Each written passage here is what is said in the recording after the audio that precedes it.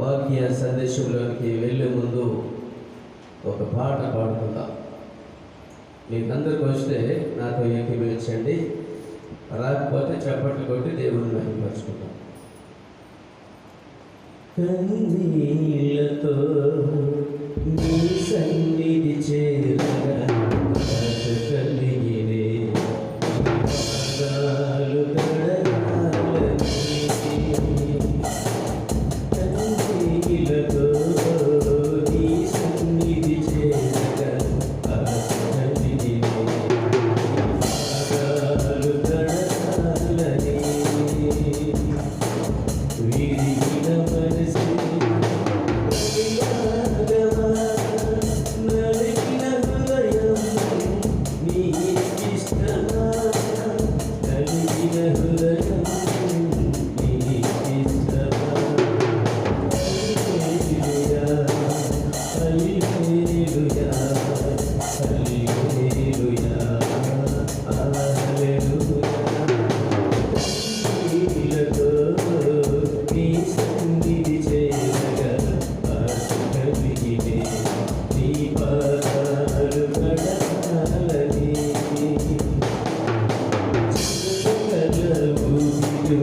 పైకి తీసినావు, హిమము కంటే తెల్లగా నన్ను కడిగినావు.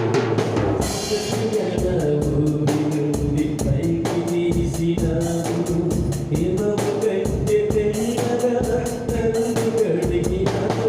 నీ పాదాలు కడిగెదను నా యేసయ్యా, నీ ప్రేమ కావాలి నా యేసయ్యా. నీ పాదాలు కడిగెదను నా యేసయ్యా, నీ ప్రేమ కావాలి నా యేసయ్యా. హల్లెలూయా హల్లెలూయా హల్లెలూయా హల్లెలూయా. నీలతో నీ సన్నిధి చేరగా కలిగినే నీ పాదాలు కడగాలని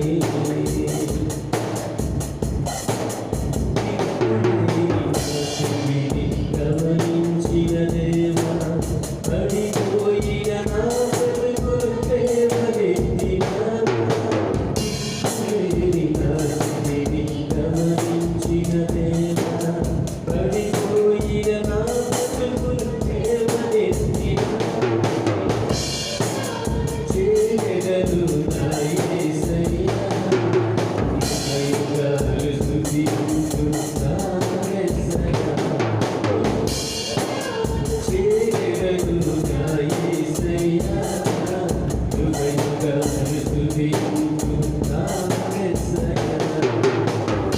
హల్లెలూయా హల్లెలూయా హల్లెలూయా హల్లెలూయా హల్లెలూయా హల్లెలూయా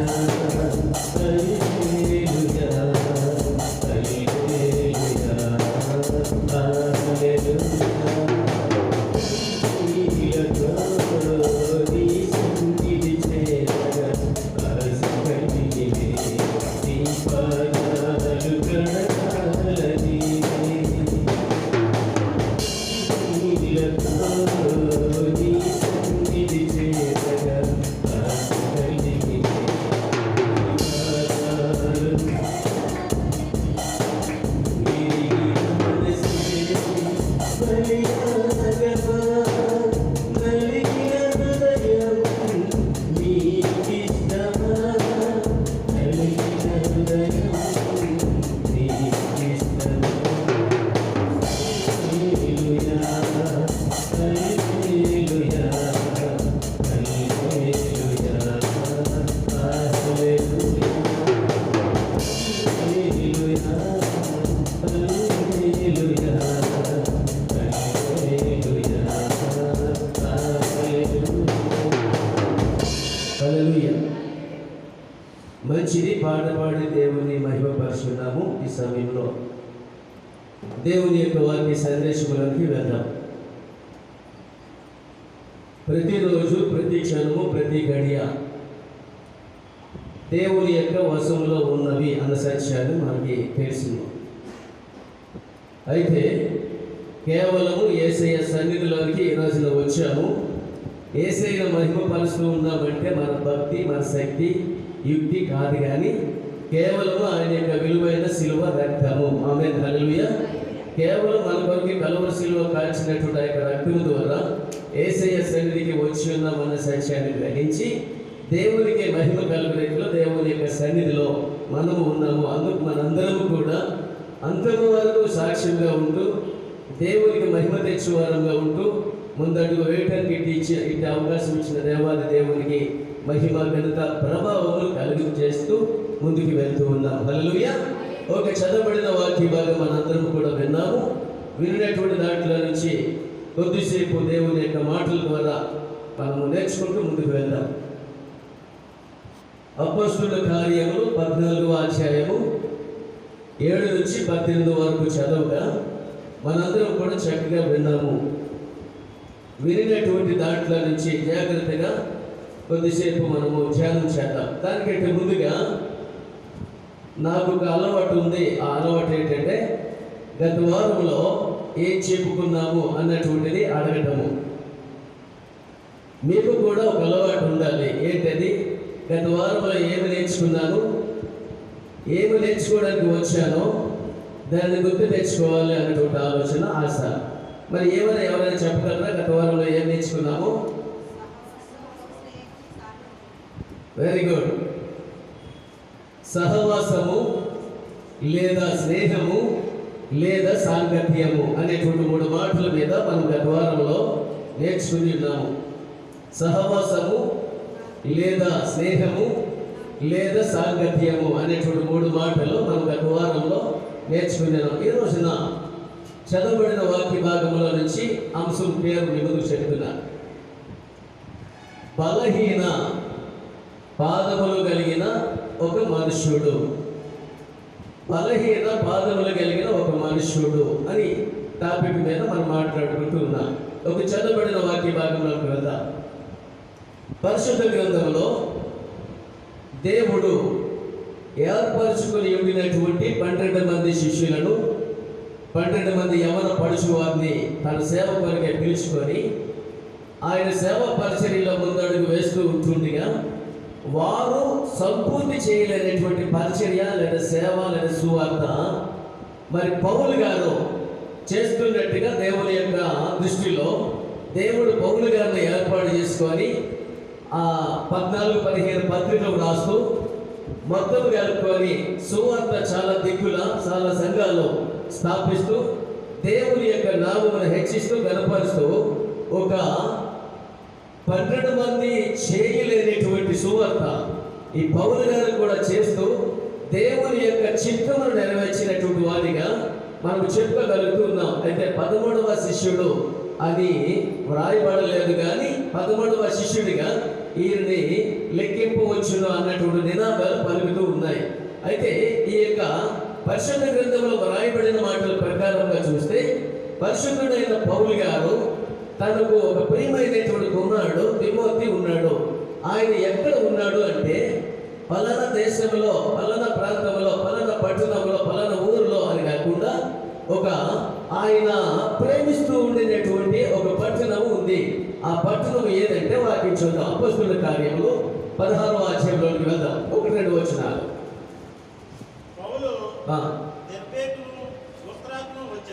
పౌలు దెర్బేకును లుస్త్రకును వచ్చెను. అక్కడ లేదా ఆ ఊరిలో లేదా ఆ పట్టణంలో ఒక వ్యక్తి ఉన్నాడు. ఆయన ఎవరంటే క్లియర్గా మీ ముందు ఉంది. ఎవరండి అంటే పౌలు గారికి ప్రియమైనటువంటి ఆత్మీయ కుమారుడిగా, ఆత్మీయ సహోదరుడిగా, ఒక శిష్యుడిగా పౌలు గారికి లుస్త్రా అనేటువంటి ఒక పట్టణంలో ఈ తిమోతి అనబడినటువంటి ఆధ్యాత్మికమైన కుమారుడు ఆ పట్టణంలో ఉన్నాడన్న సంగతి గ్రహించాలి. ఆ పట్టణంలో ఉన్నాడన్న గ్యారంటీ లేదు, కానీ వాక్యాన్ని బట్టి అర్థం చేసుకోగలిగితే, చరిత్ర నుండి అర్థం చేసుకోగలిగితే, చరిత్ర చెబుతూ ఉన్న మాట ఏంటంటే ఈ తిమోతి ఆ యొక్క లుస్త్రా అనేటువంటి పట్టణములకు సంబంధించిన వ్యక్తి అని మనం చెప్పుకోవచ్చును. అయితే పౌలు గారు ఆయా స్థలాలలో, ఆయా పట్టణాల్లో, ఆయా అనేటువంటి పట్టణంలోకి వచ్చాడు. ఈ లుస్త్ర ఎక్కడుంది, ఎలా ఉంది అని చూస్తూ ఉన్నట్లయితే ఇది చాలా పురాతనమైనటువంటి పట్టణము. ఈ లుస్త్ర అనేటువంటిది, ఈ లుస్త్ర అనేటువంటి పట్టణము చాలా పురాతనమైనటువంటి వాటిలో ఇది ఒకటి. ఈ పురాతన పట్టణంలో ఇది ఇకోనియాకు దక్షిణమున అట్లీస్ట్ 30 కిలోమీటర్ల దూరంలో ఇది ఉందన్న సత్యాన్ని చరిత్ర మనకి చెబుతూ ఉంది. అయితే మానవుని యొక్క జీవితంలో ఈ మానవుడు అనబడినటువంటి యొక్క మనుషుడు ఈ లుస్త్ర అనేటువంటి పట్టణంలో తిమోతి ఉంటుండగా లుస్త్ర అదే పట్టణానికి, లుస్త్రాలో ఉండేటువంటి ఆ పట్టణానికి పౌలు గారు మరి సువార్త నిమిత్తమై వెళ్ళాడు. అక్కడ ఒక ప్రియమైనటువంటి కుమారుడు ఆయనకి పరిచారకుడుగాను తోడ్పాటుగా ఉండేటువంటి దానిగా గాను ఈ తిమోతి మనకు కనబడుతూ ఉన్నాడు. అయితే సరే, చదవబడిన వాక్య భాగం వద్ద లుస్త్రలో బలహీన పాదముల గల ఒకడు ఉండెను. లుస్త్రలో తిమోతి అనబడిన ప్రియమైన కుమారుడు పౌలుకు ఉన్నాడు. మంచిగా ఈ పౌలుకు ఉండేటువంటి తిమోతి అన్ని విధములా కూడా పౌలుకి సహాయకారిగా ఉంటున్నాడు కనుక ఆయనతో కూడా ప్రియమైనటువంటి ఆధ్యాత్మికమైన ఒక కుమారుడుగా ఉంటున్నాడు కనుక ఆ కుమారుడు అన్ని విధాల పౌలు గారికి తోడ్పడుతూ ఉన్నాడు. అయితే సరే, అంత మాత్రమే కాదు. అయితే ఆ పట్టణంలో ప్రవేశించేసరికి ఒక వ్యక్తి కనబడుతూ ఉన్నాడు. ఆయన ఎవరు అంటే బలహీన పాదములు కలిగినటువంటి ఒక మనుష్యుడు. ఏమంటే బలహీన పాదములు కలిగినటువంటి మనుషుడు ఏంటి? పాదములలో ఉండేటువంటి బలహీనతలు ఉంటాయా? ఉంటాయి. ఎలాగ ఉంటాయి అంటే రకరకాలుగా ఉంటాయి. ఉదాహరణకు ఒక్కొక్కటి చెబుతూ ఉంటాను. మొదటిగా ఏవైనా గట్టిగా గాజు పెంకు వచ్చుకుంది అనుకోండి పాదములకు, అది చాలా విపరీతమైనటువంటి బాధపడుతుంది, రక్తం కారుతుంది, అవసరమైతే సెప్టిక్ అయిపోయి చాలా విధమైనటువంటి లోతైనటువంటి జబ్బుకు దారితీస్తూ ఉంది. ఒకటి. రెండవది, ఏదైనా ఒక ముళ్ళు గుచ్చుంది అనుకోండి, గట్టిగాను లోతుగా గుచ్చుకుపోయి ఆ గుచ్చుకుపోయిన తరువాత అది కూడా అవసరమైతే తీసేసిన తర్వాత రక్తము కారటము, లేదా దానికి తగ్గ ఏదైనా ఒక ఇంజెక్షన్ వేయించడము ఇలా జరుగుతూ ఉంటుంది. మూడవ మాట, పాదములకు కొవ్వొత్తులు, అంటే ఈ ముట్టించుకున్నవి కాదండి. ఎస్, కళ్ళొత్తులు. కొవ్వొత్తులు అంటే ముట్టించుకునేవి. కళ్ళొత్తులు మానవుని యొక్క జీవితం ఒక ఎంతైనటువంటి లోతులో అది కలుగుతూ ఉంటే నడవటానికి వీలు లేని పరిస్థితి,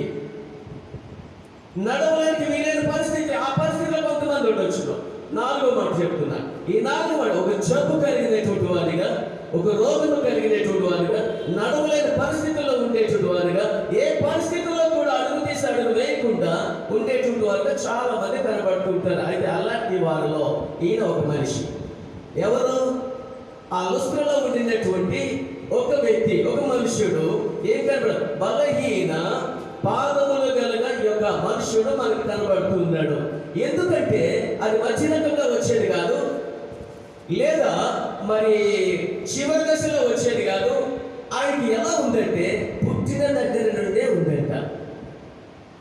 పుట్టిన దగ్గర నుండే బలహీన పాదములు కలిగినటువంటి ఆ యొక్క మనుషుడు పుట్టిన దగ్గర నుండి ఆయనకి ఆ విధమైనది ఉందంట. గమనించండి, అసలు పుట్టిన దగ్గర నుండి ఉంటుందంటారా? పుట్టినప్పుడు ఆ యొక్క బిడ్డలైనటువంటి వారు చాలా స్మూత్గా ఉంటారు, చాలా అందంగా ఉంటారు, దేవునికి మహిమకరంగా ఉంటారు.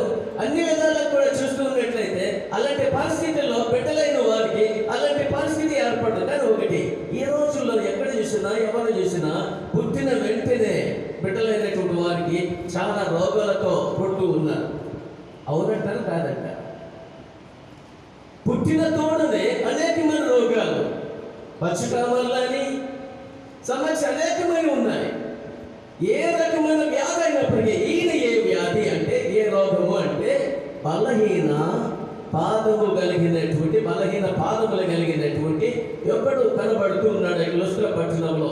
అయితే సరే, ఈ లుస్త్ర పట్టణంలో కూడా కనబడుతూ ఉంటే ఏం జరుగుతుందో చూద్దాం, వాక్యాలకు వెళ్దాం.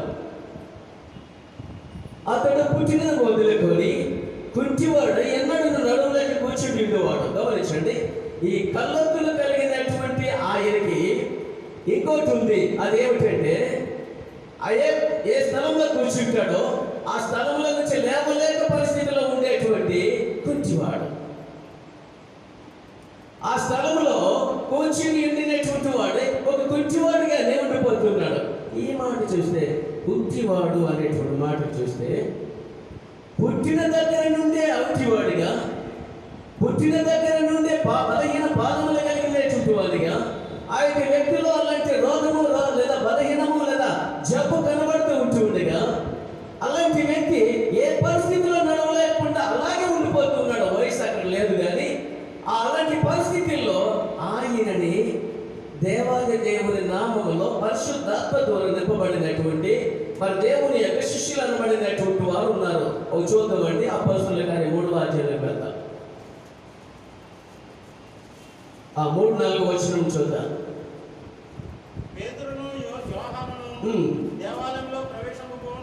పేతురు యోహానును దేవాలయంలో ప్రవేశించినప్పుడు వాడు చూచి వాడిని భిక్షం అడుగుగా, గమనించండి, పేతురును యోహాను ఇద్దరు కూడా అసలుకి వెళుతూ ఉండేటువంటి ఆలయంలోకి వెళ్తూ ఉండేటువంటి వారిని, ఆలయంలో నుండి బయటకు వస్తూ ఉండేటువంటి వారిని, ఈ యొక్క అక్కడ కూర్చుని ఉండినటువంటి ఆ యొక్క వ్యక్తి వారిని చూస్తూ ఉండాలి. కానీ వీరిద్దరు ఏం చేస్తూ ఉన్నారంటే, ఆ యొక్క భిక్షం అడుగుకుంటూ ఉండేటువంటి ఆయన్ని ఈ ఇద్దరు ఏం చేశారంటే తేరి చూశారంట. అసలు తేరి చూడడం అంటే ఏంటి? కనురెప్పలలో కంట్లలో ఏదైనా దుమ్ము కానీ ధూళి కానీ నలుసు కానీ పడినప్పుడు తేటవేలు చూస్తూ ఉండేటువంటి మనము ఏం చేస్తూ ఉండాలి? పడిపోతే కనురెప్పలు రెపరెపలా కొట్టుకుంటూ ఏడుస్తూ ఉంటాయి. అంటే ఏడుస్తూ ఉంటే అర్థం ఏంటి? కన్నీట నీరు కారుతూ ఉంటాయి. అంటే ఒక నిష్కలంకమైన దానిని చూడలేని పరిస్థితుల్లో ఈ కనురెప్పలు రెపరెపలా కొట్టుకుంటూ కన్నీరు కారుతూ ఉంటుంది. అలాంటి పరిస్థితుల్లో తేరు చూడాలంటే ఎలా తేరు చూడగలడు ఈయన? అక్కడ అడుక్కుంటూ ఉండేటువంటి ఆయన వారిద్దరి వైపు ఎలా తేరు చూడాలి? ఆ సత్యాన్ని వీళ్ళిద్దరు గ్రహించారు. ఎవరు? పేతురు యోహాను. ఇలా చూడలేకపోతూ ఉన్నాడు అంటే గమనించండి, పాపపు కళ్ళతో పాపపు పొరలతో నింపబడినటువంటి వారు నీతి సూర్యుని ఏమాత్రం కూడా చూడలేరు. ఆమేన్, హల్లెలూయా. కారణం ఏంటి? మన యొక్క ప్రతి పాపములన్నీ కూడా నీతిమంతుల యొక్క ముఖకాంతిలో, రక్షకుని యొక్క ముఖకాంతిలో, పరిశుద్ధులైన ముఖకాంతిలో, దేవుని యొక్క ముఖకాంతిలో ఏం చేస్తూ ఉన్నాయి? కనబడుతుంది. హల్లెలూయా. నీ ముఖకాంతిలో నా రహస్య పాపములు, ప్రతి విధమైనటువంటి పాపములన్నీ కూడా ఆయన చూసేసారు, కనబడుతుంది. అలాగనే అంటే ఆత్మతో నింపబడినటువంటి పేతురు యోహాను ఆలయములకు వెళ్తూ ఉన్నారు. వెళ్తూ ఉండేటప్పుడు వారిని చూడలేకపోతూ ఉన్నాడు ఈయన. చూడలేకపోతూ ఉండేటప్పుడు వీరే ఆయన చూసి ఎలా చూశారో తేరి చూశారు. కంట్లారా చూస్తూ ఏం చేస్తూ ఉన్నారో చూద్దాం వాక్యాన్ని. వారి వైపు ఆయన వైపు తేరి చూచి అబ్బా, గమనించండి, వీరిని చూడకుండా అలా దించేసాడంటే దాంట్లో తన ముఖము దించేసాడంటే. గమనించండి, ముఖం వైపు ముఖం చూడకుండా ఎవరుంటారు? మీకు తెలిసిన విషయం. డైరెక్ట్గా ఇలా ముఖముఖంగా చూడకుండా ఎవరుంటారు చెప్పండి? Very good. తప్పు చేసిన వారు, పాపము చేసిన వారు, వ్యతిరేకంగా మాట్లాడేవారు, వ్యతిరేకంగా జీవించేవారు, వాక్యానికి విరోధంగా ఉండేవారు, వీళ్ళంతా కూడా తప్పు చేసిన వారు. కంటే ఈయన తప్పేంటి? అసలుకి పుట్టినది మొదలుకొని ఈయన కుంటివాడు ఇంటివాడుగా ఈయన చేసే తప్పేంటి? తల్లి చేసిందా? తండ్రి చేశాడా? అన్నదమ్ములు చేశారా? అక్క చెల్లెలు చేశారా? నేను చేశానా? కేవలము దేవుని నామ మహిమార్థమై ఈయనకి ఇలాంటి పరిస్థితి వచ్చినప్పుడు మేము మీ వైపు చూస్తున్నాం, మేము మా వైపు చూడాలి. అంటే ఆయన చూడలేకపోతే తలదించేశాడు. తలదించేసిన తర్వాత నేను మా వైపు చూడయ్యా. ఈయన తేరు చూస్తున్నారు, ఏం చేస్తాడా వీడు అని చెప్పేసి అలా చూసేసరికి తలదించేసిన తర్వాత మా వైపు నువ్వు చూడయ్యా, మా వైపు చూడనేసరికి అప్పటికే ఎవరి యొక్క ఆలోచనలోకి వెళ్ళిపోయాడు. ఒక ఆలోచన ఏంటని? ఇంత గొప్పవారు ఆలయంలోకి వస్తున్నారు, ఇంత పెద్ద మనుషులు ఎంత నీరుగా వచ్చారు, సన్నపనాలు వస్త్రాలు ధరించిన వీరు ఎన్నెన్నో బహుమతులు నాకు ఇచ్చేస్తారేమో అనుకుంటూ లోపల ఒక ఆలోచన వచ్చేసింది. ఏంటి ఆలోచన తెలిసిన? వెండిస్తారేమో, బంగారం ఇస్తానేమో అని అనుకుంటూ ఉన్నాడు లోపల. అక్కడ ఉంది ఆ విషయాలు. తన ఆలోచన ఎలా ఉందంటే, నా ఇలా చూసే తగ్గించుకున్నాడు. ఆయన తగ్గించుకుంటే మీరే ఉంటున్నారంటే, తేరి కళ్ళారా తేరి చూసిన తర్వాత నీ మా వైపు చూడయ్యా, తల్లెందుకు తెచ్చుకుంటున్నావు అంటూ అలా తేరి చూసేసరికి ఆయన ఆలోచనలోకి వెళ్ళిపోయాడు. అమ్మో, ఎంతగా అడుగుతున్నారు కనుక నాకు ఏమైనా దొరుకుతుంది అంటే బాగుంటుంది, కానీ ఆలోచనలో గక్కలకు వెళ్ళిపోయాడు. ఏంటది? బంగారమైనా ఇస్తాడేమో, వెండైనా ఇస్తాడేమో అనుకున్నాడు లోపల. అంటే హృదయ రహస్యంలో ఎరిగిన దేవుడికి ఏ ఆలోచన కూడా మరిదై ఉండదో ఉండదు. అందుకని పరిశుద్ధాత్మతో నింపబడిన ఇద్దరు కూడా పేతురు అక్కడ ఆ విధంగా మాట్లాడుతూ ఉంటుండగా ఈయన ఆయన వైపు చూసేశాడు. అప్పుడు అంటున్నాడు పేతురు, ఏమంటున్నాడు చూద్దాం.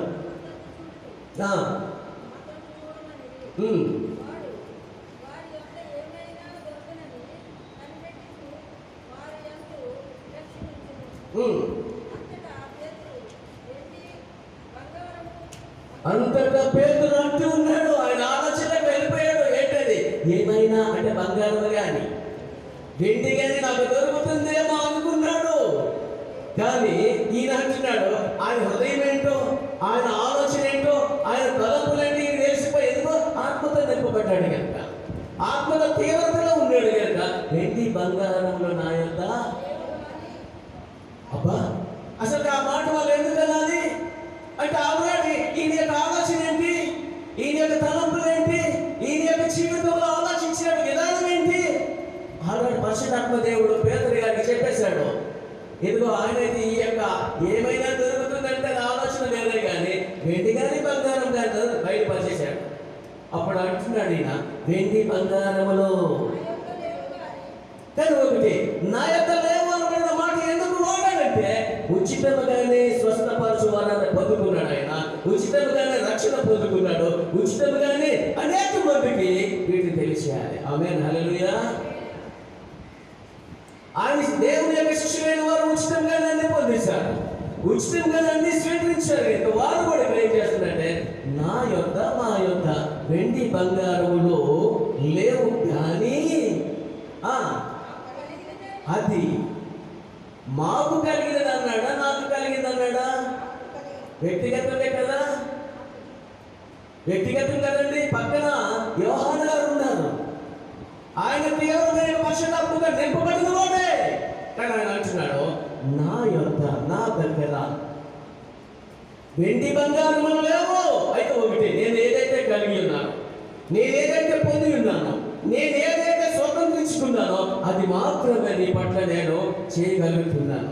వెండి బంగారం నా యొక్క లేవు కానీ ఏంటి కలిగి ఉన్నాడు ఈయన? యేసయ్య నామములో స్వస్థత వరం. ఆమేన్, హల్లెలూయా. ఏమండి, మనుషులకు స్వస్థత వరం ఉంటే మనుషులు క్షీణించిపోతాడు. అంటే వాళ్ళ ధనం వచ్చేది, వాళ్ళ తీవ్రమైనటువంటి ఆలోచనలు వచ్చేస్తాయి. ఏవైనా సరే మంచి వరాలు దేవుడు తన నామంలో మాత్రమే ఇస్తాడు మనిషికి. కానీ మనుషులైన వారు ఎలా వాడుకుంటారంటే స్వార్థంగా వాడుకుంటారు. కానీ ఇక్కడ స్వార్థంతో వీళ్ళు వాడుకోవటం లేదు. ఎలా అంటున్నారంటే, నాకు కలిగినదే నేను ఇచ్చుచున్నాను. అది ఏమిటి అంటే అక్కడ ఉంది, అది అక్కడండి. అది ఆ పాయింట్ కావాలి. నజరేయుడైన యేసు క్రీస్తు నామమున దిగ్గున లేచి నడుమని చెప్పి, కాబట్టి ఏది కుడి చేయి పట్టుకోవాలి, ఎడ చేయి పట్టుకోకూడదా? ఎప్పుడైతే ఈ మాటలు విన్నాడో, ఎప్పుడైతే ఈ సువార్త వారికి అందుతూ ఉందో, ఎప్పుడైతే ప్రభు యొక్క ఉచితమైన వరం దగ్గరకు వచ్చేసిందో, అప్పుడు అంటున్నాడండి, మేము ఉచితంగా పొంది ఉన్నాం కనుక మీకు ఉచితంగానే ఇస్తున్నాను. నా దగ్గర వెండి బంగారం లేవు. అయితే నజరేయుడైన యేసు క్రీస్తు నామమున నీవు లేచి. ఏమండి, ఒక జబ్బు పోవాలంటే, ఒక వ్యాధి పోవాలంటే, ఒక రోగం పోవాలంటే, ఒక బలహీనత పోవాలంటే యేసయ్య మాటలు ఇప్పుడు ఏముందని నమ్మాలి మనము? స్వస్థత. ఆమేన్, హల్లెలూయా. యేసయ్య నామములో యేసే మాటలో స్వస్థత ఉంది. ఆ స్వస్థతను బట్టి మనం ప్రార్థన చేస్తూ ఉంటాం, కానీ మార్పు రావటం లేదు. వాక్యం చదువుతాం, ప్రార్థన మార్పు రావటం లేదు. చర్చికి వస్తాం, మెసేజ్లు వింటాం, మార్పు రావటం లేదు. యేసయ్య నామములో ఏది అడుగునా ఆయన ఇస్తాడన్న సంగతి వస్తుంది? మానవుని యొక్క జీవితంలో మార్పు రావాలి. యేసయ్య అద్భుతాలు అనేవి మనం చూస్తున్నాం, అనేవి మనం అనుభవిస్తూ ఉన్నాం. అయినప్పటికీ మార్పు రావట్లే. ఒక మాట చెప్పారు, నజరేయుడైన యేసు క్రీస్తు నామమున నీవు లేచి ఇట్టి గొప్ప వరాన్ని పొందుతున్న ఆయన లేచేశాడో, లేచిన తర్వాత దేవుణ్ణి ఏం చేస్తున్నాడో? మహిమపరుస్తున్నాడో. ఏ రోజున ఎన్నెన్నో నీ జీవితంలో ఎన్నెన్నో అద్భుతాలు, ఎన్నెన్నో మేలులు, ఎన్నెన్నో ఉపకారాలు దేవుడు చేసిన నీవు అనుభవిస్తున్నావు. కానీ వాటిని పక్కన పెట్టి మర్చిపోతూ ఉంటున్నా. ఏనేటి దినాలలో ఈ కరోనా ఎక్కడ చూసిన ఇప్పుడు అమెరికాలో విజృంభిస్తుందంట. అమెరికాలో అంత లెక్క తగ్గిపోయిందన్న మాట ఒకవైపు వస్తే, రెండవ వైపున అమెరికాలో ఏంటి ఈ కరోనా విజృంభిస్తుందంటే. ఇప్పుడు ఎందుకు విజృంభిస్తుందంటే మానవుడు చేసినటువంటి దాని మీద పశ్చాత్తాపం పడక దేవుని యొక్క సన్నిధిలో వనకటం లేదు, దేవునికి భయపడటం లేదు కనుక అవిస్తృతం అయిపోతుంది. అక్కడ అనేక వేల కొద్ది మనుషులు చనిపోతున్నారు. మన దేశానికి, మన ప్రాంతానికి, మనలోనికి రాకుండా ఏ రోజు ఎంత సురక్షితంగా ఉన్నామంటే నీ భక్తి నా భక్త, నీ శక్తి నా శక్తి. వాక్యం అంటుంది కదా, శక్తి చేతనైనను బలము చేతనైనను కాక కేవలము అంతే దేవుని ఆత్మ వల్లనే ఏదైనా ఒక కార్యం జరుగుతుంది. Okay right. ఆ కార్యం జరిగేసరికి వాటిని లేచాడు దేవుని మహిమపరుచుడు. ఎక్కడికి వద్దామండి? ఈ అపొస్తలుల కార్యం 14వ అధ్యాయంలోకి వద్దాం.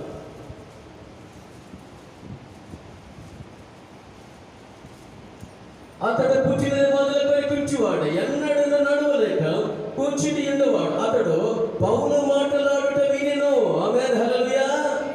ఈ యొక్క బలహీన పాదములు కలిగినటువంటి మనుష్యుడు పౌలు ప్రసంగిస్తున్నాడు, మాట్లాడుతున్నాడు. దేవుని యొక్క మాటలో ఈయన ఏం చేస్తున్నాడండి? వింటున్నాడు. గమనించండి, మనము ఏమంటే వినటానికి ఎంత మాత్రం ఇష్టపెట్టుకోమండి. మనం ఏం చేస్తామండి? వినడానికి ఎంత మాత్రం ఇష్టపెట్టుకోం. ఎంతసేపు మాట్లాడడానికి ఇష్టపెట్టుకుంటూ జీవిస్తూనే ఉంటాం. ఒక వ్యక్తి మాట్లాడుతూ ఉండేటప్పుడు అది ఎంతవరకు నిజమో అబద్ధము, అందులో వాస్తవం ఎంత ఉంది, అందులో ఏమాత్రమైన సత్యం ఉందా అన్న విషయాలు ప్రతి మనిషి కూడా ఆలోచన చేయాలి. ఆలోచన చేస్తేనే వాడికి అవగాహన అనేది దొరుకుతుంది, లేకపోతే దొరకదండి.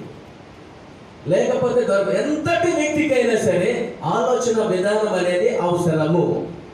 అయితే సరే, ఈయన పౌలు ప్రసంగిస్తూ ఉన్నాడు, మాట్లాడుతున్నాడు, బోధన చేస్తున్నాడు, దేవుని యొక్క మాటలు విస్తృతం ఉన్నాడు అనేక మంది ఎదుట. అయితే ఈయన ఏం చేస్తున్నాడంటే ఆ మాటలు వింటున్నాడు. ఎవరో? బలహీన పాదములు కలిగినటువంటి వ్యక్తి. వాక్యం అక్కడ చూద్దాం. అతడు పౌలు మాటలంటే వినెను. పౌలు అతని వైపు తేరి చూచి, ఈయనేం చేశాడు? పౌలు ఆ బలహీన పాదములు కలిగినటువంటి వ్యక్తి దేవుని యొక్క మాటలు వింటున్నాడు. ఆయన తెలిసిపోయింది. అంటే పరిశుద్ధాత్మ ప్రేరణ ద్వారా, నడిపింపు ద్వారా వినటం వలన మాత్రమే మనిషికి ధైర్యం వస్తుంది, విశ్వాసం పెరుగుతుంది, నమ్మకం వస్తుంది. వినటం వలన మాత్రమే నేను బలపరచబడగలను, వినటం మాత్రమే సత్యాన్ని గ్రహించగలను, వినటం మాత్రమే ప్రతిదీ నేను తెలుసుకోగలను అనేటువంటి నిరీక్షణ ఆయనకు వచ్చేసింది. ఎవరికి? బలహీన పాదములు కలిగినటువంటి మనుషుడికి వచ్చేసింది. మొదటగా ఆయన చేసే పని ఏంటంటే పౌలు చెబుతూ ఉండే మాట ఆయన వింటున్నాడు. మనం తెలుసును, వినటం వలన మొదటి మెట్టు పరలోకమునకు వెళ్ళాలంటే మొదటి మెట్టు మానవుడు చేయవలసిన పని ఏంటంటే వినుట. అదే పని చేస్తున్నాడు బలహీన పాదములు కలిగిన మనుషుడు. నేను బలహీనుడు అన్న సంగతి ఆయన తెలుసును. ఏమండి, ఆయన మాత్రమే బలహీనుడా? మనం బలహీనం కాదా? మనం అందరం కూడా బలహీనం కాదండి? లేదండి, నేను ఎప్పుడూ బలహీనుడు కాదండి అని అనుకుంటే అది చాలా తప్పు. దేవుని యొక్క దృష్టిలో, మనుషుల యొక్క దృష్టిలో కూడా మానవుడు బలహీనమైనటువంటి మనుషుడు కనుక, బలహీనమైనటువంటి ఘటనతో కూడిన స్త్రీలు కనుక వీళ్ళందరూ కూడా బలహీనమైనటువంటి పనులే చేస్తూ ఉంటారు. కానీ ప్రభువు క్షమించడానికి సమర్థుడు కనుక ఆయన మాట్లాడుతూ ఉండే మాటలు బట్టి మనకు సమయం ఇస్తూ ఉన్నాడు. సరే, ఈయన పౌలు మాట్లాడుతూ ఉంటే ఈయన మాట ప్రభు యొక్క మాటలు వింటుతూ ఉంటే ఈయన ఆలకిస్తూ ఉన్నాడు. ఆలకించిన తరువాత ఆయన మాటలు వింటున్నాడు కదా, మాటలు గ్రహిస్తున్నాడు కదా, మాటలు తెలుసుకుంటున్నాడు కదా అంటూ ఈయనలో విశ్వాసం ఉందన్న సంగతి ఎవరు గ్రహించారంటే పౌలు గారు గ్రహించారు. ఏమండి, ఒక మనిషి యొక్క జీవితంలో ఆసక్తి కలిగిన వారు ఎవరో, ప్రార్థన ఏదో తీవ్రత కలిగిన వారు ఎవరో, దేవుని భక్తి మర్యాదలు గుర్తించిన వారు ఎవరో, దేవుని సన్నిధిలో ఆధ్యాత్మికంగా పెరుగుతున్న వారు ఎవరో, విశ్వాసంలో స్థిరపడిన వారు ఎవరో, ఇవన్నీ కూడా దేవుని యొక్క నామములో జీవిస్తూ ఉన్న వారందరికీ కూడా పరిశుద్ధాత్ముడు తేటతెల్లగా తెలియపరిచేస్తాడు. మరి ముఖ్యముగా పరిశుద్ధ గ్రంథము తెలియపరిచేది ఏంటంటే, వర్తమాన భూత భవిష్యత్ కాలంలో దైవ సేవకులు అనబడిన వారికి పరిశుద్ధ గ్రంథములో ఉండేది ఏది తెలియపరచకుండా బయలుపరచబడలేదు. ఆమేన్, హల్లెలూయా. దేవుని యొక్క సేవకులకి బయలుపరచబడిన తరువాతే ప్రతి విషయాన్ని కూడా వెల్లడవుతుంది అని నేను చెప్పట్లే, పరిశుద్ధ గ్రంథం తేటగా చెబుతుంది. అయితే మానవుని యొక్క జీవితంలో బలహీన పాదములు కలిగిన యొక్క మనుషుడు మొదటిగా వింటున్నాడు దేవుని యొక్క మాటలు పౌలు గారు చెబుతూ ఉంటున్నారు. వినిన తరువాత ఏం జరుగుతుంది? అప్పుడే పౌలు అనేటువంటి ఈయన వైపు ఏం చేస్తున్నాడు? అంటే కండ్లారా నిదానించి చూస్తున్నాడు ఆ యొక్క వ్యక్తిని. అక్కడ పేరు ఏం చేశాడు? ఆ యొక్క వ్యక్తిని తేరు చేశాడు కదండి. తేరు చూసి తన లోటు ఏంటో కనుగొన్నాడు, తనలో ఉండే లోపాలు ఎంతో కనుగొన్నాడు, తాను ఎందుకు నడవలేకపోతున్నాడు అన్న సత్యం తెలుసుకున్నాడు. వాటన్నిటిని బట్టి ఆయనకు విడుదల వచ్చింది. ఈ రోజున ఇక్కడ చూస్తే ఈ బలహీన పాదములు కలిగినటువంటి వ్యక్తి ఏం చేస్తూ ఉన్నాడంటే నడవలేకపోతూ ఉన్నాడు. పుట్టిన దగ్గర నుండి ఆయనకు వచ్చేసింది ఆ విధమైనటువంటిది. అయినప్పటికీ కూడా దేవాది దేవుని యొక్క నామములు పరిశుద్ధాత్మక నింపబడిన యొక్క పౌలు గారు అతని వైపు తేరి చూచి ఒక ఖండించాడు. తేరి చూచి స్వస్థత పొందుటకు గ్రహించి అబ్బా ఆయన మాట బలహీన పాదములు కలిగిన వ్యక్తి దేవుని యొక్క మాటలు వింటున్నాడు అన్న సంగతి పౌలు గారికి తెలుసును. పౌలు గారికి ఎప్పుడైతే తెలిసిపోయిందో అతని వైపు తేరు చూస్తున్నాడు కండ్లారా. ఒక్కొక్కసారి అంటూ ఉంటాం మనం, ఎవరైనా ఒక వ్యక్తి ఇలా నిర్ధారించి ఒక వ్యక్తిని చూసి ఏమరా నా వైపు చూస్తున్నావు అలాగే ఏడు సంగతి అని అంటాడు. నేను అప్పుడప్పుడు అలాగా అంటాను. ఎవరైనా కండ్లారా ఇలా చూసాడు అనుకోండి, ఏడు సంగతి అలా చూస్తున్నాను నిర్ధారించి అని చెప్పేసి అంటాను. నేను అడిగేస్తాను వెంటనే. అంటే ఇది చూసేవాడు ఒక సాధారణమైన వ్యక్తి కాదు. ఈ చూసేటువంటి వ్యక్తి, మాట్లాడుతూ ఉండే వ్యక్తి ఒక నార్మల్ మనిషి కాదు. మరి ఎవరండి ఈయన? పరిశుద్ధాత్మతో నింపబడిన ఈయన ఆయన బలహీన పాదములు కలిగిన వ్యక్తి వైపు తేరి చూస్తున్నాడు, నిదానించి చూస్తూ ఉన్నాడు. ఆయనలో లోపమేంటో కనుగొంటున్నాడు. ఏ మాటలైతే దేవుని యొక్క మాటలు ఎవరైతే వింటున్నారో ఆయన వైపు తేరి చూస్తున్న పౌలు ఏమంటుండేసిన ఆయనకు ఒక సత్యం, ఆయనకు ఒకటి ఉందన్న సత్యాన్ని ఈయన గ్రహించేశాడు. ఏంటి? ఈ మాట విన్నటువంటి ఈయనలో విశ్వాసము దృఢంగా ఉందన్న సత్యాన్ని గ్రహించాడు. విశ్వాసం అనేటువంటి అసలు విశ్వాసం అంటే ఏంటి? రక్షించబడినది మొదలుకొని మనం చెప్పుకుంటూనే ఉన్నాం, వింటూనే ఉన్నాం. అసలు విశ్వాసం అంటే ఏంటో ఒకసారి మీ నోటి నుండి వినాలనుకుంటున్నాను. ఎవరైనా చెప్పగలరా? ఓకే, రైట్, మంచిదమ్మా, చాలా చక్కగా చెప్పావు. విశ్వాసం అంటే ఏంటి? వాక్యం వినటం వల్ల విశ్వాసం వస్తుంది. ఓకే, రైట్, అంతవరకు కరెక్టే. విశ్వాసం అంటే ఏంటి అసలుకి? అమ్మా, ప్రతిదీ జరుగుతుందని విశ్వాసం అంట అన్నది. మరి మీరు విశ్వాసం అంటే ఏంటి అసలుకి? ఏమా ఎప్పుడు రక్షించబడ్డావు నీవు? అదే టైగర్ అడుగుతారా? కాదమ్మా, ఎప్పుడు రక్షించబడ్డావు నీవు? ఏదైనా నువ్వు ఎప్పుడు రక్షించబడ్డా అని అడిగారు అనుకోండి. ఏమై గారు కొత్తగా వచ్చి అడుగుతున్నారు అంటాం మనం. మరి అడిగారు కదా అని చెబుతారా?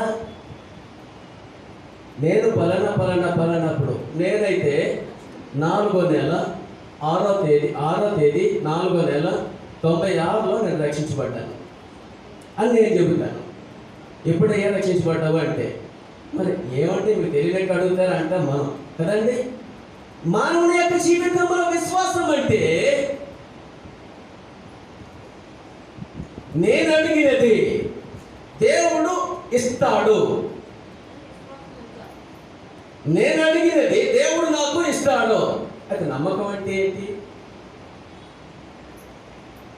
జస్ట్ రెండు కూడా, నాకు విశ్వాసం ఉంది ప్రభువా, నాకు నమ్మకం ఉంది ప్రభువా అంటూ ప్రార్థన చేస్తూనే ఉంటాం కదా. ఏంటది? విశ్వాసం అంటే ఏంటి? నమ్మకం అంటే ఏంటి? అసలుకి విశ్వాసం అంటే తప్పకుండా దేవుడు నాకు ఇస్తాడు. నమ్మకం అనేది ఏంటి? నేను అడిగినది వాడు ఇవ్వకుండా మానలేడు. ఆమేన్, హల్లెలూయా. ఒక మనిషి యొక్క జీవితంలో ప్రతి విధమైనటువంటి దేవుని యొక్క మాట వింటున్న ప్రతి వ్యక్తిలో కూడా ఈ రెండు నాటుకుపోవాలి. నేను అడుగుతూ ఉన్నాను, దేవుని యొక్క నామములో రక్షించబడిన పాదములు కలిగినటువంటి వ్యక్తి దేవుని యొక్క మాట ఎప్పుడైతే వింటున్నాడో, విన్నటువంటి ఆయనలో విశ్వాసం ఉన్నదన్న సత్యాన్ని పౌలు గుర్తించేశాడు.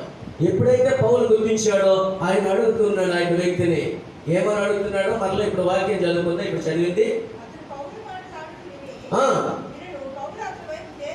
పౌలు అతని వైపు తేరి చూచి స్వస్థత పొందుటకు అతనికి విశ్వాసం ఉండినని గ్రహించి. అమ్మా, ఈ రోజుల్లో ఒక వ్యక్తిని గురించి మరొక వ్యక్తి ఏం చేయాలి? తెలుసుకోవాలి, గ్రహించాలి. ఒక వ్యక్తిని గురించి అవతల వ్యక్తి తెలుసుకోవాలి, గ్రహించాలి. ఎవరురా ఆడు విషయం నాకు ఎందుకురా అంటాం ఇప్పుడు మనం క్రైస్తవులు. మనము వాడు ఎలా పోతే నాకెందుకు కాదు, క్రైస్తవులము అని ముద్ర వేయబడిన మనము ఒక వ్యక్తి మరొక వ్యక్తి జీవితంలో పాత్ర ఉండాలి. ఏంటో పాత్ర? వారి విషయాలు తెలుసుకొని లేదా గ్రహించి వారికి ఏది అవసరమో. ఉదాహరణ చెబుతాను మీకు. బిడ్డలను కలిగినటువంటి మనము, తల్లిదండ్రులమైన మనము పిల్లలకు ఏది అవసరమో అని తల్లిదండ్రులైన వారు ఏం చేస్తారు? తెలుసుకుంటారు. వారి అభిప్రాయాలను మీరు గ్రహిస్తారు.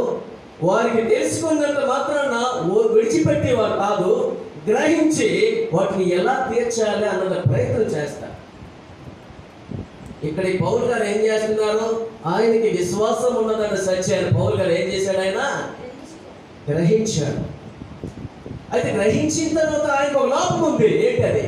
బలహీన పాదముల కలిగి ఈ మనుషుల్లో అత్యాసక్తి కలిగినటువంటి విశ్వాసం ఉంది అని విషయాన్ని ఎవరు గ్రహించారో? ఒక మామూలు మనిషి గ్రహించలేదు. మామూలుగా ఉండే వ్యక్తి ఆయనతో మాట్లాడలేదు. ఆ విషయాలు తెలియపరుస్తూ ఉండే వ్యక్తి పరిశుద్ధాత్మగా నింపబడిన వాడు గనుక అప్పుడు అంటున్నాడు ఆయన, ఏమన్నాడు? నీవు స్వస్థత పొందుట మాత్రగా విశ్వాసమును గ్రహించి నీ పాదములు మోపి. ఇప్పుడే పాడాను నేను, నీ పాదములు మోపి అంటే అప్పటికే ఆయన ఏం చేయలేకపోతున్నాడు? భూమి మీద తన పాదములు.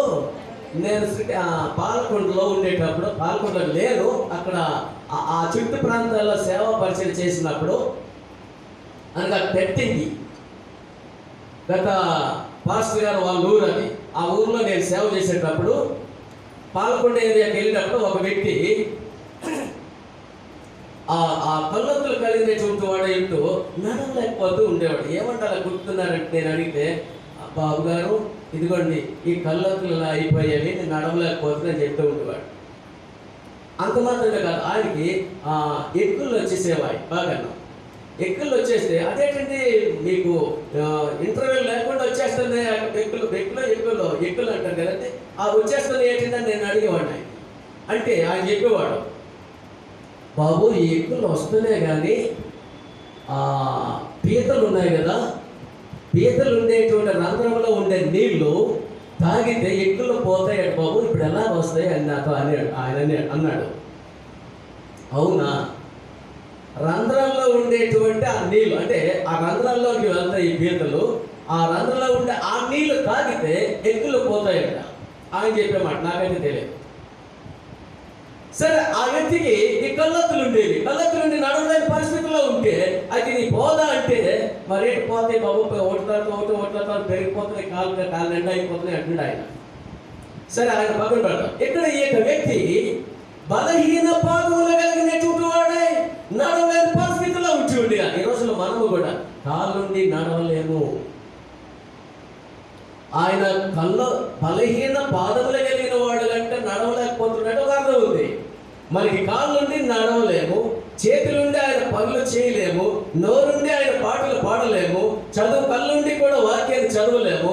దేవుని యొక్క సన్నిధిలో కాళ్ళుండి నడవలేకపోతే ఇంటి పోయి దేవుని సన్నిధిలో కనబడలేకపోతూ ఉండిపోతూ ఉంటాం. మానవుడి యొక్క జీవితంలో ఈయన చెబుతున్నాడు, బలహీన పాదములు కలిగిన వాడై నేను నడవలేకపోతున్నాను కనుక ఇక్కడే నేను ఉండిపోతాను అనుకున్నాడు ఆయన. పౌలు గారు చెబుతున్న మాటల వైపు లక్ష్యం ఉంచాడు ఈయన. విశ్వాసం వచ్చేసింది. విశ్వాసం ఎప్పుడైతే వచ్చేసిందో అన్న విషయాన్ని ఈయన తెలుసుకొని లేదా గ్రహించి అప్పుడు అంటున్నాడు, ఏమయ్యా అని అడగలేదు, బాబు అని అడగలేదు. ఏం చేశాడు? నీ పాదములో అదేంటి కనీసం సంభాషించారు కదా, అక్కర్లేదు. ఒక్కటే ఉంది ఆయనలో, ఏంటది? మాట విన్నాడో విశ్వాసం ధరించుకున్నాడు. ఎప్పుడైతే విశ్వాసం ధరించుకున్నాడు సంగతి గ్రహించాడో, నీ పాదములో ఆయన ఎక్కడున్నాడో, ఏ స్థలంలో ఉన్నాడో, ఏ చోటులో ఉన్నాడో, ఏ గ్రామంలో ఉన్నాడో, ఏ పట్టణంలో ఉన్నాడో ఆ స్పాట్లోనే నీ పాదములు ఎక్కడ మోపాలి? నేల మీద లేదా భూమి మీద మోపి ఏం చేయాలి? ఇంతకు ముందు మీకు నేను చెప్పాను, అంటే దేవుని యొక్క మాటలు కానీ దేవుని యొక్క సాదృశ్యాలు కానీ మనిషి యొక్క జీవితానికి ఊహకి అందవండి. స్మిగ్గిల్స్వర్త్ అనేటువంటి దైవజనుడు, అలాగే హ్యారీ గామ్స్ అనేటువంటి దైవజనుడు ఇప్పుడు ఉన్నాడు. ఆయన హ్యారీ గామ్స్ అనేటువంటి దైవజనుడు ఇప్పుడు ఉన్నారు. ఆయన ఆ స్మిగ్గిల్స్వర్త్ అనేటువంటి దైవజనుడు చనిపోయాడు. చనిపోయినటువంటి ఒక 16 మందిని కర్రాటిలాగా గుర్తి యేసునామములో ఆ ప్రాణము వచ్చినగా కంటే వచ్చేసిందని చనిపోయిన వారికి ఆమేన్ హల్లెలూయా. స్మిగ్గిల్స్వర్త్ అనేటువంటి దైవజనుడు చనిపోయిన మనిషికి ఇలా గుద్దితే నువ్వు నేను మనందరం ఒకటి ఏమనుకుంటామంటే ఒక మాట ఆలోచించండి, పిచ్చోడు ఇక పాస్టర్ గారు అడు తెయ్యోడా ఎర్రోడా చెడ్డోడా అసలు జ్ఞానం ఉందా లేదా అనేది మరి మాట్లాడతాం. అవునంటే కాదా? ఒకవేళ చనిపోయిన వ్యక్తికి ఒకవేళ ఊపిరి వస్తుందని చెప్పేసి ఆ గుడ్డు మీద చేయి పెట్టి ఎవడైనా అన్నాడు అనుకోండి, ఆడెవడైనా బాబు అలాగా ఆ పనులు చేస్తున్నాడు ఆ వాడు కొట్టడానికి ప్రయత్నం చేస్తూ ఉంటాడు. మరి ఇక్కడ చనిపోయిన వ్యక్తికి ఈయన ఏం చేశాడు? ఇలా గుద్దాడంట. ఇలా గుద్దిన తర్వాత యేసయ్య నామాన్ని ఉచ్చరించాడంట. వచ్చేసిన ప్రాణం వచ్చిందంట. 16 మంది లేచారు చనిపోయిన. ఆమేన్ హల్లెలూయా. 16 మంది చనిపోయిన వారికి జీవం వస్తే ఈ రోజున అనేకమైన ఆత్మ ఫలములు పొందుకున్నటువంటి హ్యారీ గామ్స్ అనేటువంటి దైవజనులు ఆయన కూడా చాలా అద్భుతాలు చేస్తున్నాడు. ఇప్పుడిప్పుడు వెంటనే అన్నింటిలో కూడా సేవకుల నుండి గొప్ప కార్యాలు చేస్తున్నాడు అని దేవుడు. అయితే పౌలు గారు నీ పాదములు మోపి ఏం చేయాలి? దేవుని యొక్క సన్నిధిలోనికి వచ్చిన మనము కూడా సరిగ్గా నిలబడాలి, సరిగ్గా కూర్చోవాలి, సరిగ్గా మాట్లాడాలి, సరిగ్గా వినాలి, సరిగ్గా ఆలోచించాలి, సరిగ్గా గ్రహించాలి. ఏ విషయమైనా సరే ఇక్కడ అంటున్నాడు పౌలు, నీ పాదములు సరిగ్గా నేల మీద లేదా భూమి మీద పెట్టి ఏం చేయాలి? నిలబడాలి అని ఎలా చెప్పాడు? బలహీన పాదములు కలిగిన మనుషుడా నీవు నడుము అన్నాడండి ఆయన. ఎలా అన్నాడు మరి ఆయన? దగ్గరకంటే నువ్వు లేదు అన్నాడా? ఆయన భయపడిపోయే రీతిలో ఆయన బిగ్గరగా అక్కడ ఏం చెప్పాడు? పేతురు నజరీయుడైన యేసుక్రీస్తు నామమున. ఆహా, ఇక్కడ ఏం చేయాలి? ఈ పౌలు గారు ఏం చేస్తున్నారు? నీ పాదములు మోపి. ఎక్కడ అంటే నేల మీద మోపలేని పరిస్థితుల్లో బలహీన పాదములు కలిగినటువంటి వాడు ఇంటూ ఉండగా ఇప్పుడు ప్రభు పరిశుద్ధాత్మలో నింపబడినటువంటి పౌలు గారి ద్వారా కార్యం చేస్తూ ఉంటుండగా ఎలా ఉంటుంది ఆయనకి? నీ పాదములు మోపి ఏం చేయాలి? అప్పుడు నీ పాదములు మోపి ఎంతవరకు నడిస్తే ఇలా పడిపోతుండే మోపలేని పరిస్థితి. ఇప్పుడైతే మోపి సరిగ్గా ఏం చేయాలి? నువ్వు సరిచూసుకో, నిలబడుతున్నావా లేదో. నిలువము బిగ్గరగా గట్టిగా. ఒంటరిగా ఉండేటప్పుడు ప్రార్థన గట్టిగా చేయాలి. 10 మందిలో ప్రార్థన నెమ్మదిగా చేయాలి. ఉదాహరణకి ఇంటిలో పిల్లలు, భార్య, భర్త అందరూ కూడా పడుకుంటారు. మధ్యరాత్రిలో ఉదాహరణకి భార్య లేచింది అనుకోండి, ఏం చేయాలి? హల్లెలూయా హల్లెలూయా హల్లెలూయా అన్నది అనుకోండి. ఆ వెనుక వాళ్ళు ఏం చేస్తారు? ఆ ఆసక్తి వెళ్తే ప్రార్థనలు ఏమీ వెళ్తారు. లేకపోతే అప్పుడు ఏం చేస్తారంటే వాళ్ళు పరిస్థితి మనకు తెలుసు. ఒకవేళ భర్త లేచాడు అనుకోండి, దేవునికి స్తోత్రం హల్లెలూయా అన్నాడు అనుకోండి, భార్య ఏమంటది? భక్తురాలైతే లేచి ఏకీవిస్తుంది, లేకపోతే ఏమంటది? ఆ పరిస్థితి మనకు తెలుసు. కానీ ఏదైనప్పటికీ కూడా భక్తి కలిగినటువంటి వానగా ఈ పాదములు కలిగిన వ్యక్తుల విశ్వాసం ఉందన్న సత్యాన్ని ఎప్పుడైతే పౌలు గ్రహించాడో అప్పుడే అన్నాడు. ఏమన్నాడో?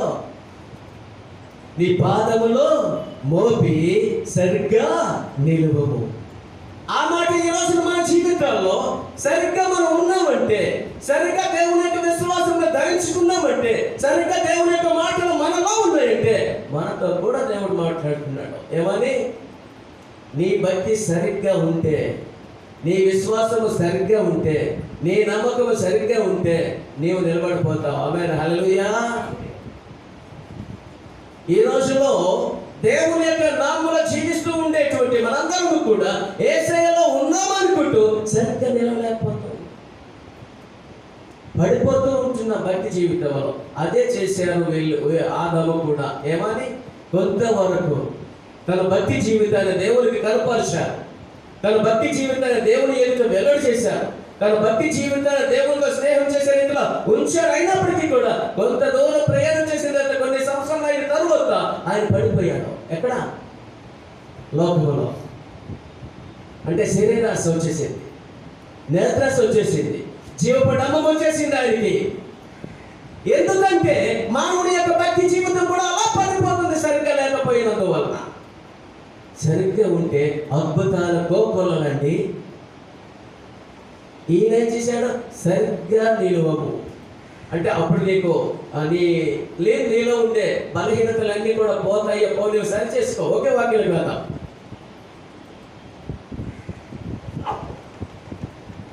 బిగ్గరగా చెప్పినప్పుడు అతను గంతులు వేసి నడువసాగిన అబ్బా మొదటిగా లేచాడంటే, అబ్బా లేచాడు, సరి చేసుకున్నాడంటే, ఎలాగెలాగ అన్నాడంట. అనేసిన తర్వాత కుదిరిపోయింది.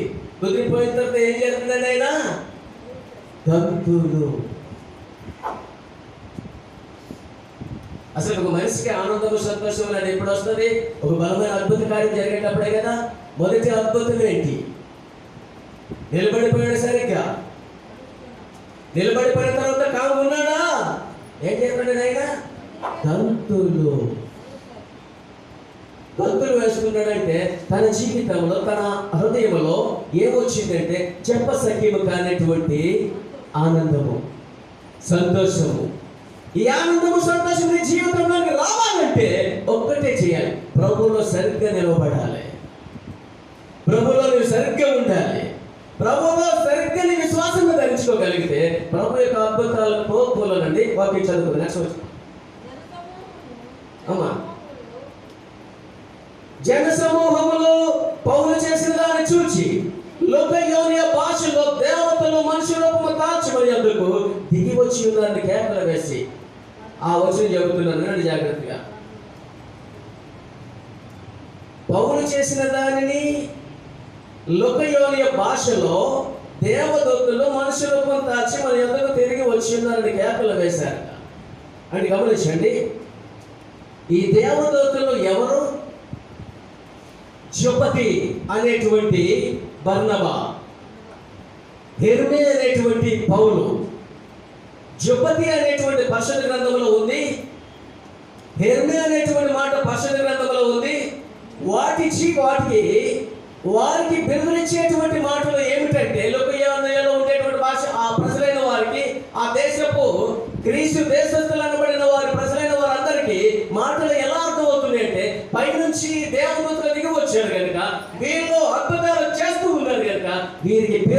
చూస్తాం. ఏంటి ఆ పేర్లు? మొదటి బర్నబా అనేటువంటి దానికి జుపతి అనియు, పౌలు ముఖ్య ప్రసంగి అయినందువలన ఆయనకి పేరేంటి? హెర్మే అనేటువంటి మాట పెట్టబడింది. కారణం ఏంటంటే పైనుంచి వీళ్ళు అద్భుతాలు చేయడానికి దిగి వచ్చారు. ఏ భాషలో? లోకయోనయం అనేటువంటి భాషలో వారు మాట్లాడుతూ ఉన్నారు. ఆ దేశపు వారు మాట్లాడుతూ వాస్తవానికి పరిశుద్ధాత్మ దేవునితో శక్తితో నింపబడినటువంటి వీరు ఏం చేస్తున్నారంటే గొప్ప అద్భుతాలు చేస్తున్నారు. ఒక మాట, గ్రీసు దేశస్థులైన వారు అనేక మంది దేవుళ్ళు దేవతలు ఉన్నారని నమ్ముతారు, కానీ గ్రీసు దేశస్థులైనటువంటి వారు అనేక మన దేవుళ్ళు దేవతలు ఉన్నారని నమ్ముతారు, కానీ గ్రీసు దేశస్థులైనటువంటి వారు ప్రముఖ దేవుళ్ళుగా ఇతరులను భావిస్తున్నారు. ఎవరిని? జుపతి పౌలు గారిని. వీళ్ళిద్దరిని వాళ్ళు ఎలా భావిస్తున్నారు? దేవుళ్ళుగా. ఎందుకు? గొప్ప అద్భుతాలు జరుగుతున్నాయి కనుక.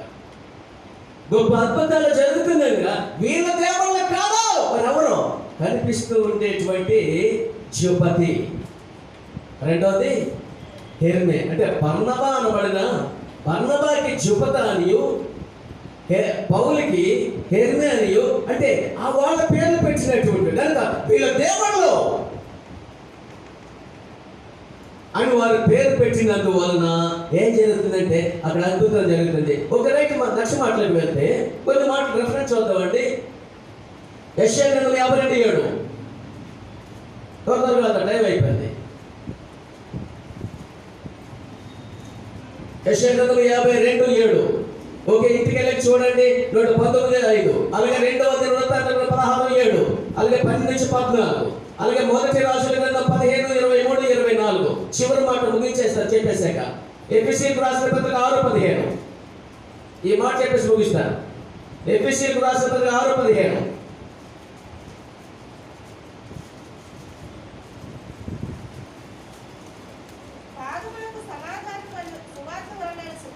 పాదములకు సమాధాన సువార్త వలనైన సిద్ధ మనస్సును జోడు తొడుగుకొని నిలువబడుడి. పాదములకు సమాధాన సువార్త వలనైనటువంటి మనిషికి కావలసినటువంటిది ఏంటి? సిద్ధ మనసు. ప్రతి మనిషికి, ప్రతి ఆత్మకి, ప్రతి జీవికి ఏం కావాలంటే సిద్ధపాటు కలిగినటువంటి మనసు కావాలి.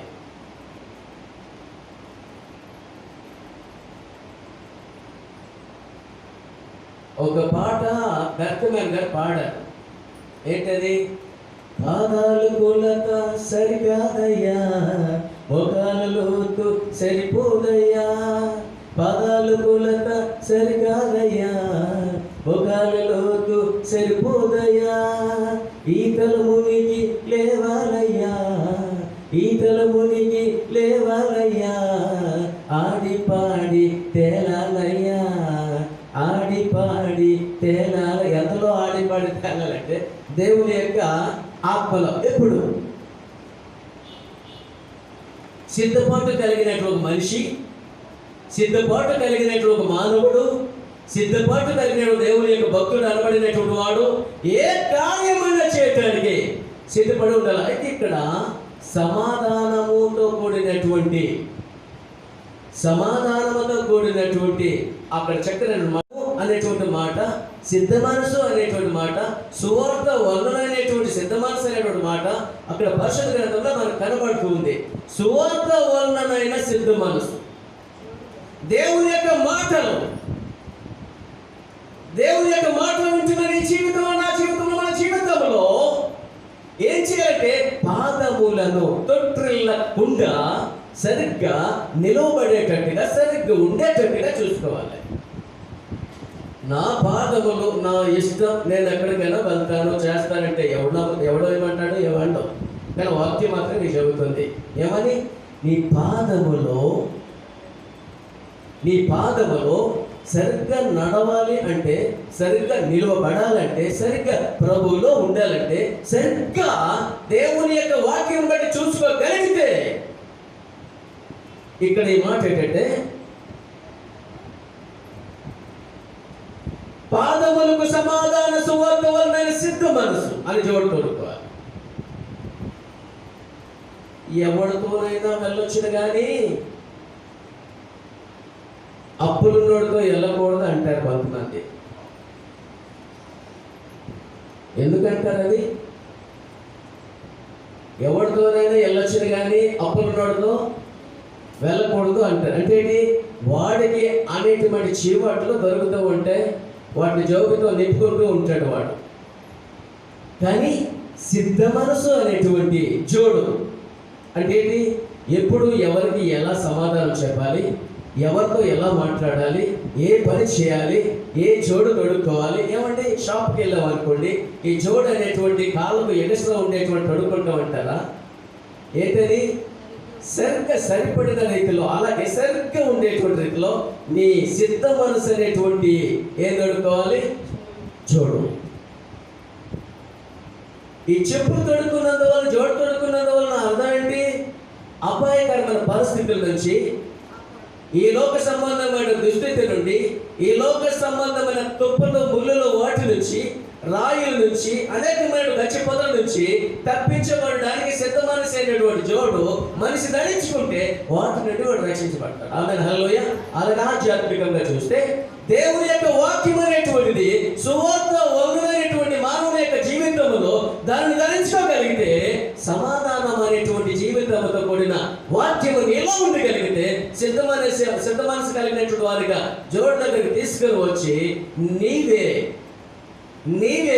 యేసయ్యకు మహిమ కలిగే రీతిలో ఉండడానికి సిద్ధపడిపోతా. అదే సిద్ధపడడం దేనికంటే పరలోకానికి. ఆమేన్ హల్లెలూయా. అయితే భూమి మీద సిద్ధపడి నువ్వేం చేయాలి? ఏం చేయాలి? ఒక్క మాట చెప్పేసి ప్రకటన 2:19 ముగించేయాలి, అయిపోయింది.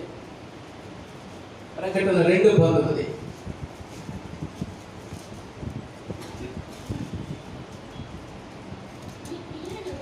చదువుతాలి, చదువుతాలి.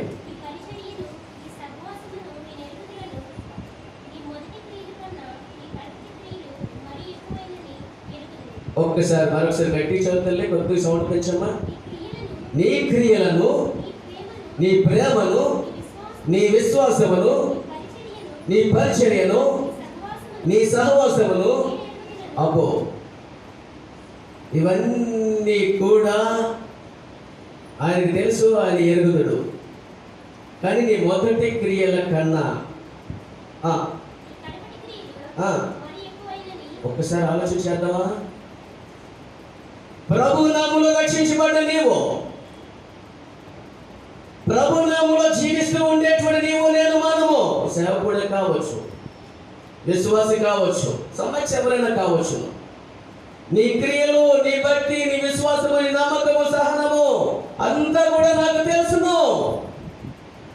నీవెందుకు వచ్చావో తెలుసును, ఏం వింటున్నావో నీకు తెలుసును, ఎందుకు కూర్చున్నావో నీకు తెలుసును, అన్నీ నాకు తెలుసును. కానీ ఒకటి, నీ మొదటి క్రియల కన్నా ఇప్పుడు ఎక్కువ అంట. ఏంటవి అంటే? మంచిగా చెడ్డవా? ఒక్కసారి ఆలోచించేద్దాం.